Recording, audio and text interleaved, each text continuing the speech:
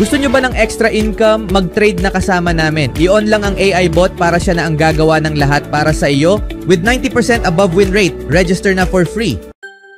Mga projected draft picks ng Warriors, Lakers, Celtics at New York Knicks sa second round. Pinangalanan at reunion sa Golden State kung matutuloy. Seth Curry nakikitang pinakaangkop sa tabi ni Steph. Ang focus ngayong taon ng NBA draft ay nasa pinakatuktok ng klase, lalo na't si Cooper Flagg ay malamang na mapunta sa Dallas Mavericks bilang number 1 overall pick.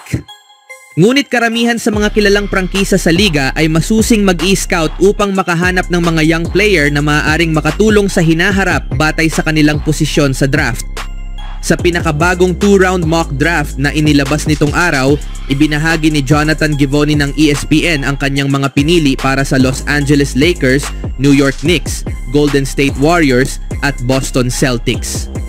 Narito ang mga players na inaasahang mapupunta sa mga nasabing teams ayon kay Givony. Ang Celtics lamang ang may first round pick mula sa grupong ito na kasalukuyang nasa ika-28 pwesto bagamat posibleng magbago ito.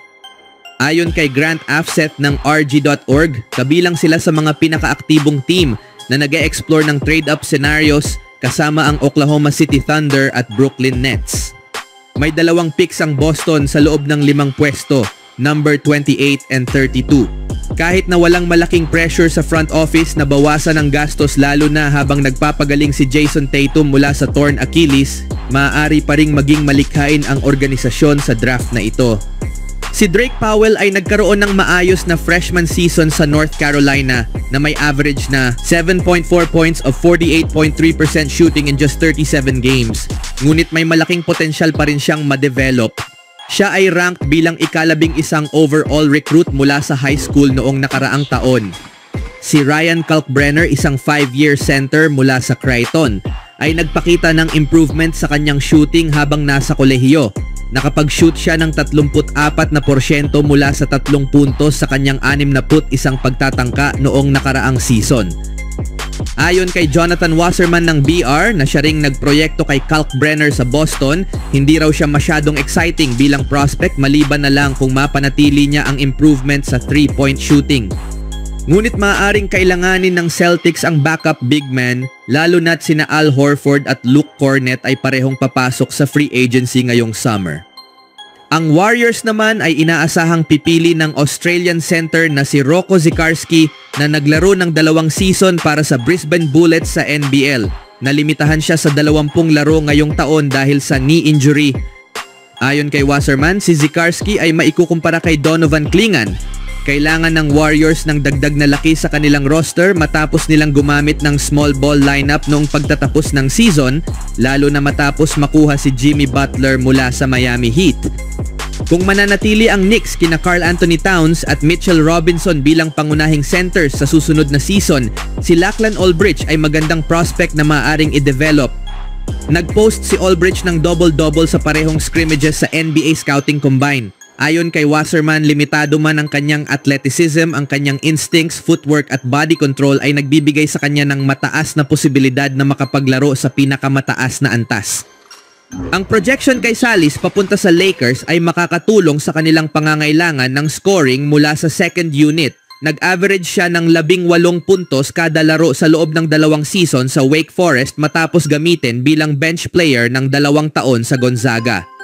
Wala mang matinding range ang shot ni Salis, 33% lang ang kanyang 3-point shooting sa 135 laro sa kolehiyo. Nagkaroon siya ng spike sa 2023-24 with a 40.5%, ngunit bumaba ito sa 27.7% noong nakaraang season.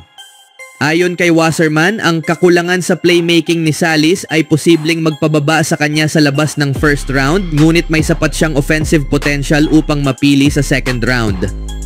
Kung may team na naniniwala sa kakayahan ni Salis na makapunto sa loob ng arc, maaaring wala na siya sa board pagdating ng pick ng Lakers sa number 55. Mayroon din silang 2 guard na may limitadong skill set sa katauhan ni Dalton Knecht, kaya't maaaring gusto nilang kumuha ng mas versatile na player. Ano sa tingin niyo mga kaibigan? Sa kabilang balita, matatapos na ang 1 taong kontrata ni Seth Curry sa Charlotte Hornets pagkatapos ng season na ito at handa na siyang pumasok sa free agency.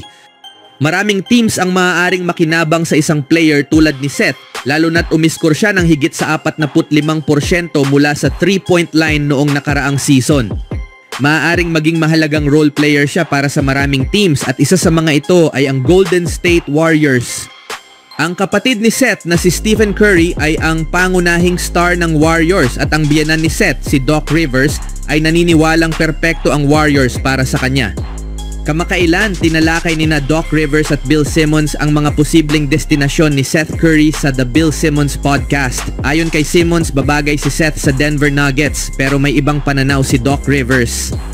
Sa totoo lang, tingin ko ang perpektong lugar para sa kanya ay Golden State, sabi ni Rivers. Hindi tiyak ni Rivers kung magiging posible ang move na ito para sa magkabilang panig pero naniniwala siyang babagay si Seth sa estilo ng laro ng Warriors.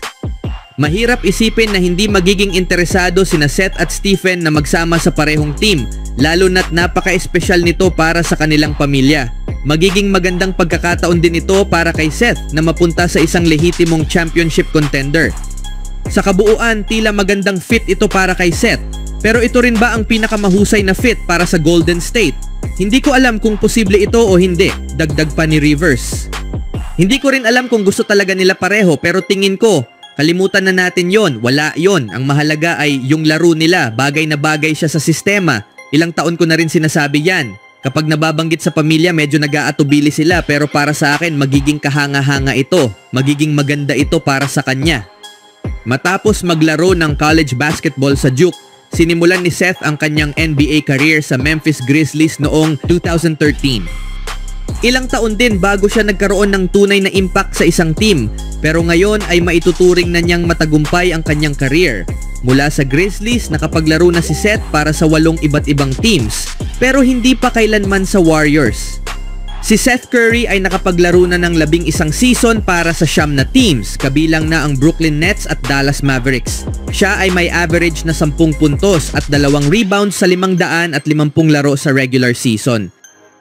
Habang si Stephen Curry ay nanatiling tapat sa Golden State sa buong kanyang career at sa kasalukuyang takbo ng kanyang relasyon sa team, mukhang hindi na ito magbabago hanggang sa kanyang pagre-retiro. Isang bagay ang malinaw, kung sakaling magkaroon ng pagkakataon na maglaro siya sa iisang team kasama ang isa pang superstar o veteranong player, malamang na sa Warriors lamang ito maaaring mangyari.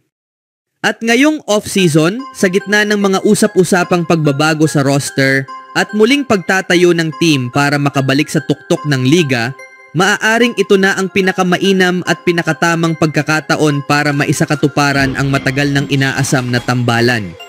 Ano ang masasabi nyo sa posibleng tambalan na ito mga kaibigan?